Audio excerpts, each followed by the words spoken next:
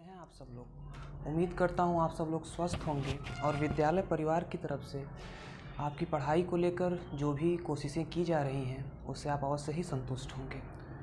तो हम लोग आज क्लास 9th की हिस्ट्री का सेकेंड वीडियो है ये, जिसमें हमने पहले वीडियो में आपको बताया था, उसकी कुछ बेसिक इन्फॉर्मेशन भी आपको दी थी, जैसे कि pre history, proto history, history क्या होती है, हिस्ट्री का क्या अर्थ होता है।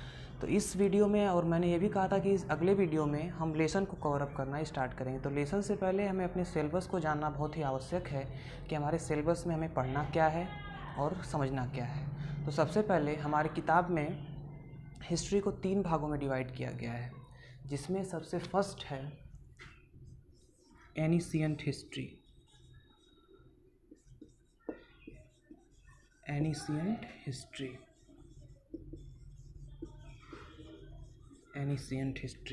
एनिशिएंट हिस्ट्री क्या होती है। अब हमारे सामने प्रश्न उठता है कि एनिशिएंट हिस्ट्री, जिसका अर्थ होता है प्राचीन भारत, प्राचीन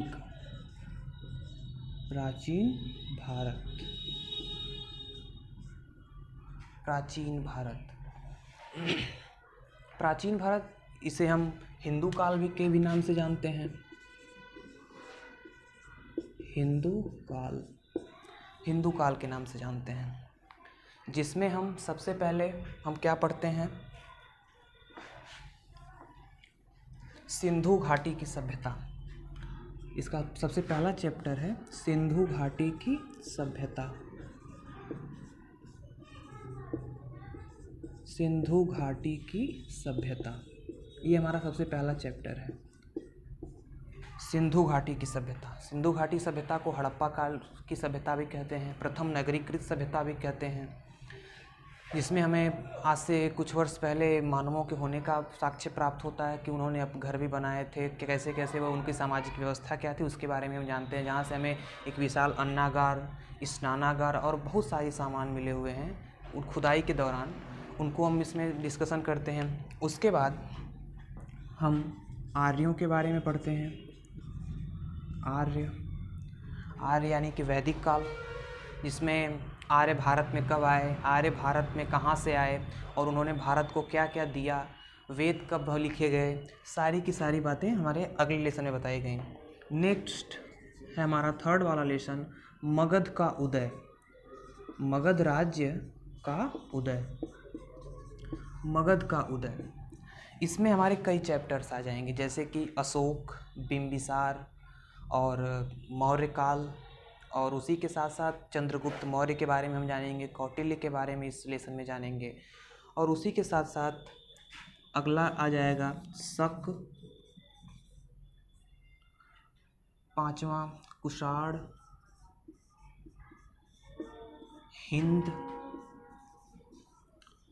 हिंद और यवन के बारे में हम जानेंगे, और लास्ट हमारा होगा इसमें पांचवा चालुक्य वंश, चालुक्य और वर्धन वंश, जिसमें हम वर्धन वंश में हर्षवर्धन को पढ़ेंगे, चालुक्य पल्लव वंश किस जाति के थे, हमारी सामाजिक व्यवस्था कहाँ से बटी, क्षत्रिय, ब्राह्मण, शूद्र, वैश्य में, वो सारी बातें आपको इन लेसन में आपको पता चलेंगी। हमारे पास सेकेंड पार्ट हिस्ट्री में हमारे बुक सिलेबस का है, जिसे हम मेडिवल हिस्ट्री के नाम से जानते हैं। मेडिवल हिस्ट्री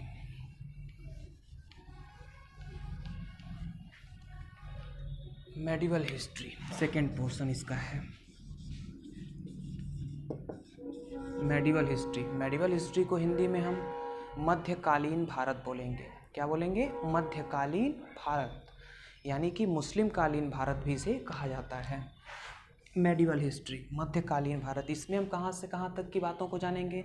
इसमें हम मोहम्मद साहब के जन्म से, जिन्होंने इस्लाम धर्म की स्थापना की थी, उसके जन्म के, यानी कि उनके जन्म से 570 AD यानी कि ईस्वी पूर्व से लेकर के औरंगजेब की मृत्यु यानी कि 1707 तक में, यहाँ तक की हम बातों को जानेंगे। अब इनके और इनके बीच में हमारे सामने कौन कौन से चैप्टर आएंगे, ये हम सबसे पहले जानेंगे। मोहम्मद साहब का जन्म होगा, सबसे पहला चैप्टर यही होगा, मोहम्मद साहब के बारे में हम पढ़ेंगे, जिन्होंने इस्लाम धर्म की स्थापना की। उसके बाद सेकेंड पार्ट है हमारा अरब आक्रमण। अरब आक्रमण ये हमारा सबसे इम्पॉर्टेंट चैप्टर है, जिसे हमें जानना बहुत ही आवश्यक है कि भारत में सबसे पहले आक्रमण किसने किया था। तो भारत में सबसे पहले अरब आक्रमण हुए तो सबसे पहले आक्रमण किया था मोहम्मद बिन कासिम ने। मोहम्मद बिन कासिम। दूसरा कौन था? मोहम्मद बिन कासिम के बाद मोहम्मद गजनवी। मोहम्मद गजनवी। थर्ड कौन था? मोहम्मद गोरी। मोहम्मद गोरी ने चंद्रगुप्त मौर्य के समय में ही जो है आक्रमण किया था और इसने लगभग 16 से 17 बार भारत पे आक्रमण किए। लेकिन इनके बाद ये भारत में कई बार आक्रमण किए, लेकिन वो ये भारत में राजपूत शक्तियों की वजह से भारत में प्रवेश नहीं कर पाए। इसके बाद सेकेंड आता है, सबसे पहली डायनेस्टी हमारे सामने उभर कर आती है यहीं से। मोहम्मद गोरी लास्ट अरब आक्रमण में था। अरब आक्रमण के बाद इसकी डायनेस्टीज़ ख़त्म हो जाती हैं और हमारे सामने सबसे पहला सुल्तान आता है जिसका नाम है कुतुबुद्दीन ऐबक। मोहम्मद कुतुबुद्दीन।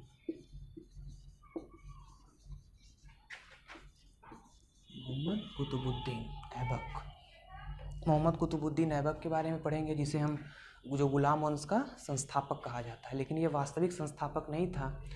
गुलाम वंश का वास्तविक संस्थापक हम इल्तुतमिश को मानते हैं। Like this Iltutmish. उसके बाद कौन आया? बलबन। बलबन के बारे में इसी लेसन में हम जानेंगे। तो इल्तुतमिश कौन था? इल्तुतमिश को गुलामों का गुलाम भी कहा जाता है, जिसने तुर्काने चहलगामी की स्थापना की। कुतुबुद्दीन ऐबक की एक इम्पॉर्टेंट बात यह है जिसने मात्र 70 घंटे में एक मस्जिद तैयार करवाई, जिसे 2.5 दिन का झोपड़ा भी कहा जाता है। बलबन ये बहुत पराक्रमी राजा था। इल्तुतमिश तुर्काने चहलगामी और राज्य करने इसे सल्तनत का वास्तविक संस्थापक भी कहा जाएगा। और इसी के बाद बलबन के बाद डायनेस्टी चेंज होकर के खिलजी वंश आ जाएगा। खिलजी वंश के बारे में तो सभी लोग लगभग जानते हैं, क्योंकि अलाउद्दीन खिलजी के बारे में। खिलजी वंश आएगा। उसके बाद तुगलक वंश ये सब। तुगलक वंश, सैयद वंश ये सब अरब राजा हैं। सैयद वंश और लास्ट में लोदी वंश ये अरब आक्रमण में हम इन्हें पढ़ेंगे, लोदी वंश तक। लेकिन लोदी वंश में राजा जो होगा उसको हम लोग सुल्तान के नाम से जानेंगे। राजा को सुल्तान कहा जाएगा। लेकिन लोदी डायनेस्टी चेंज होने के बाद, जब डायनेस्टी यहीं से चेंज होगी, जब भारत में बाबर का प्रवेश होगा, तो हम वहीं से राजाओं को बादशाह बुलाना स्टार्ट कर देंगे। तो सबसे पहले कौन आएगा? मुगल्स। उसके बाद अरब आक्रमण से नहीं, मुगल आक्रमण के बारे में हम जानेंगे। तो मुगल में हम सबसे पहले जानेंगे बाबर को। बाबर, इसका पुत्र था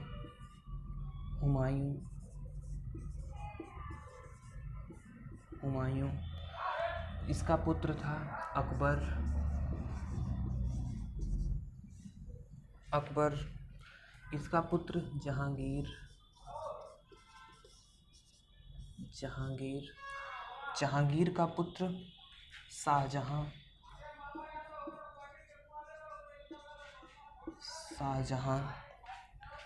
इसके बाद आएगा औरंगजेब। हमने कहा था कि हम मेडिवल हिस्ट्री को इन 1707 तक ही पढ़ेंगे, यानी कि औरंगजेब की मृत्यु कब हुई है? 1707 में। लेकिन इसके बाद भी मुग़ल थे, तो मुग़ल हमारे पास बहादुर शाह जफ़र आ जाएंगे, तो उनको हम जो है मॉडर्न हिस्ट्री में उनको डिस्कस करेंगे। तो सबसे पहले हमारे सामने आती है बात बाबर। बाबर काबुल से आया था, जिसने भारत को में आक्रमण किया, वो पहला मुग़ल बादशाह था। कौन था? बाबर। उसके बाद आप हुमायूं को जानते होंगे। हुमायूं के बाद अकबर। अकबर महान। पूरे इतिहास में केवल 3 लोगों के नाम के आगे हम महान लगाते हैं।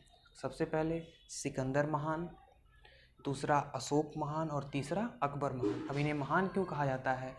क्योंकि इन्होंने कुछ ऐसे ऐसे क्लू दिए हमें जो आज तक वो ऐसे ही चल रहे हैं। जैसे इसने जजिया कर लगाना, ढेर सारे कर और अच्छे अच्छे काम करवाना सिखाया। तो अब हम थर्ड हिस्ट्री के बारे में जानेंगे। जब यहीं से औरंगजेब की मृत्यु होती है, उसी के बाद से डायनेस्टीज चेंज हो कर के किस हिस्ट्री में आ जाती हैं? मॉडर्न हिस्ट्री में। मॉडर्न हिस्ट्री, मॉडर्न हिस्ट्री यानी कि आधुनिक भारत। आधुनिक भारत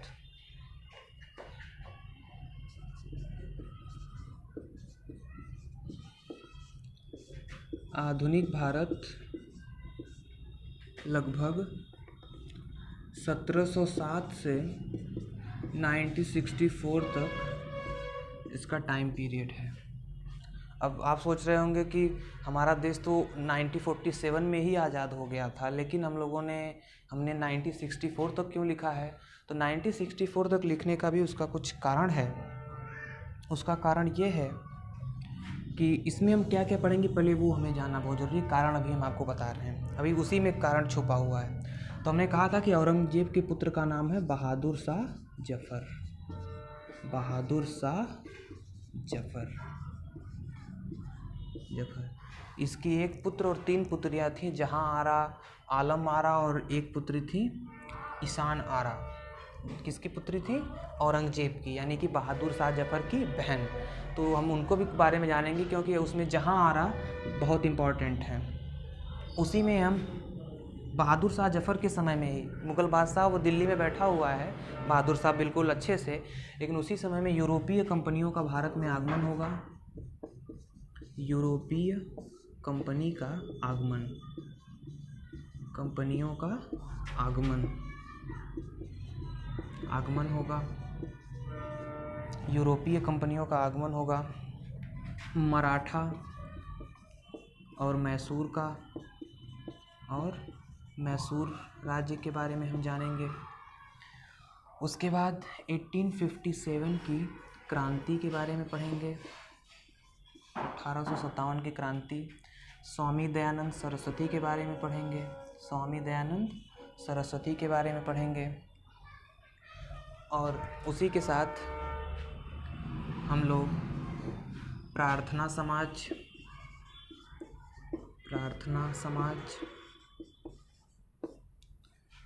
समाज के बाद 1773 का एक्ट पढ़ेंगे और 1935 का एक्ट भी जानेंगे।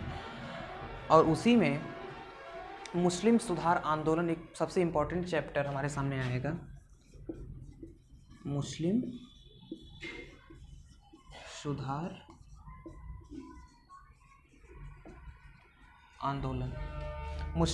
आंदोलन।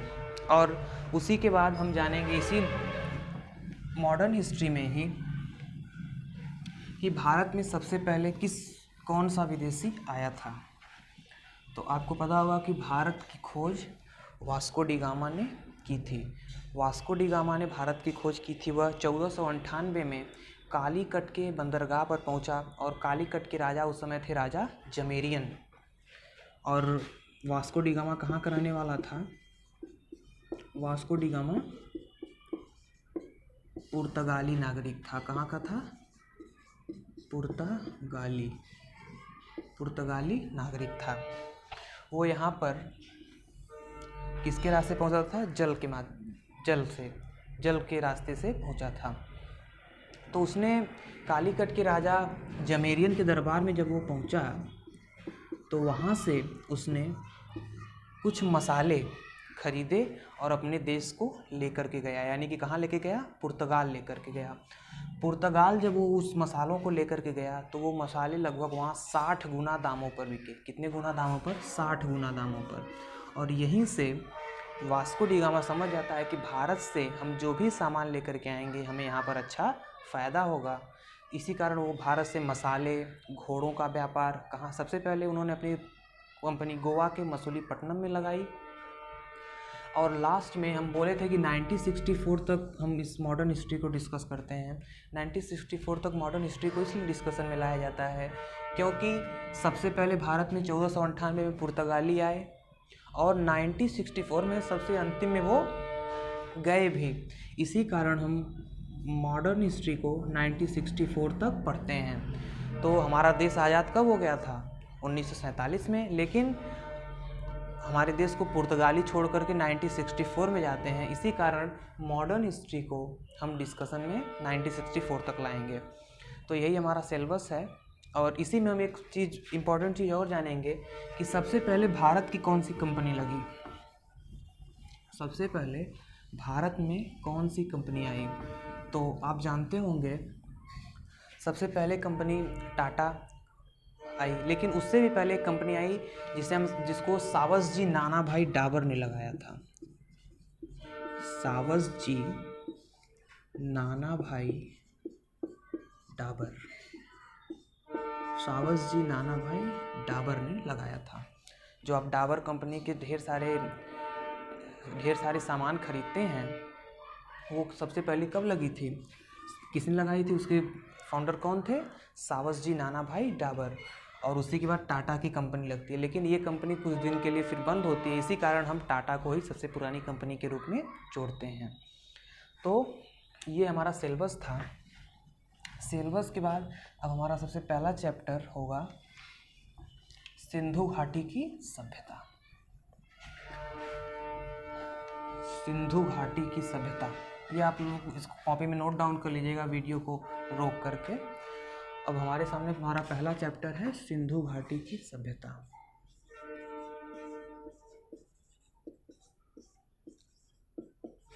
सिंधु घाटी की सभ्यता। इस लेसन को पढ़ने से पहले हमें कुछ बातें जानना बहुत ज़रूरी है। ब्रिटिश काल में जब रेलवे लाइन बिछाने के दौरान कुछ विशेष प्रकार की ईंटें कहाँ मिले? लाहौर में मिले। तो वहीं पर ब्रिटिश गवर्नमेंट ने खुदाई का काम रुकवा दिया कि अब यहाँ रेल लाइन नहीं बिछेगी, यहाँ पर खुदाई के माध्यम से हम पता करेंगे कि क्या क्या यहाँ था। कुछ विशेष प्रकार की चीज़ें मिली, इस कारण उन्होंने सिंधु घाटी सभ्यता की खोजने की कोशिश की। तो सबसे पहले क्या मिला? तो उसको खोजने के लिए लॉर्ड कर्जन उस समय हमारे यहाँ के वायसराय थे। तो ब्रिटिश गवर्नमेंट थी उस समय, लॉर्ड कर्जन उस समय हमारे वायसराय थे। तो उन्होंने इसके लिए पुरातत्व विभाग की स्थापना की। पुरातत्व विभाग किसने की थी? लॉर्ड कर्जन ने की थी। तो लॉर्ड कर्जन, इसके सबसे पहले प्रमुख कौन थे? John Marshall. जॉन मार्शल थे इसके पहले हेड। John Marshall.